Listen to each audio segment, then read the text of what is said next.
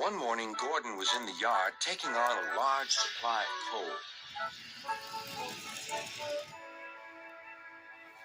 "That's the third load of coal you've had today, Gordon," said James. "Some might say you're being rather greedy."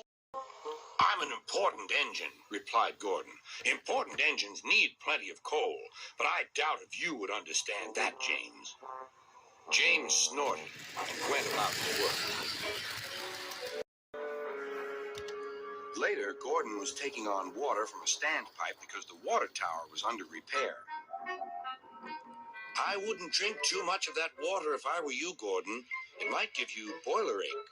"Ha!" said Gordon. "What's this, educating Gordon Day? First James, now you, Duck. Big engines have big needs. Little engines are just annoying." "Don't say I didn't warn you," laughed Duck. Later, Gordon steamed into the yard at the big station.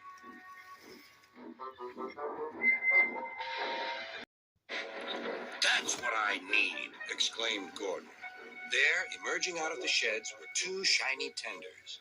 "Now, if I had two tenders," said Gordon, "I wouldn't need to stop so often, and I wouldn't have to listen to silly little engines." "Those tenders belong to a visitor," replied his driver. Diesel sidled up alongside.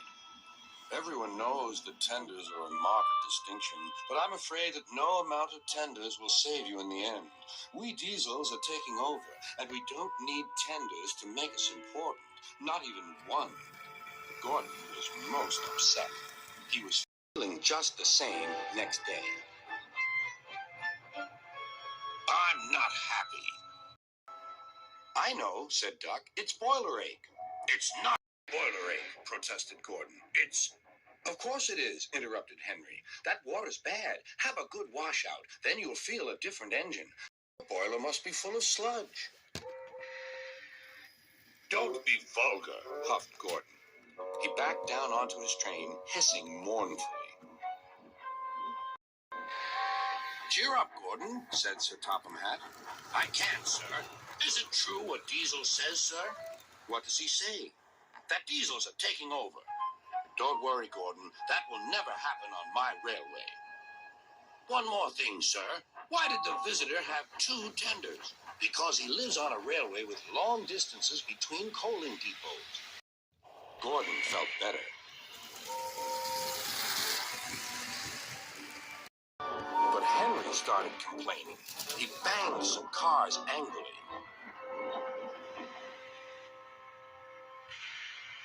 "I always work hard enough for two," he puffed. "I deserve another tender." Duck whispered something to Donald. He was going to play a trick on Henry. "Henry," he asked, "would you like my tenders?" "Yours? What have you got to do with tenders?" "All right," said Duck. "The deal's off. Would you like them, Donald?" "I wouldn't deprive you of the honor," replied Donald. "It is a great honor," continued Duck thoughtfully, "but I'm only a tank engine. Perhaps James might—" "I'm sorry I was rude," said Henry hastily. "How many tenders have you, and when could I have them?" "I have 6, and you can have them this evening." "6 lovely tenders," chortled Henry. "What a splendid sight I'll be." Henry was excited all day. "Do you think it will be all right?" he asked for the umpteenth time. "Of course," said Duck. "They're all ready now."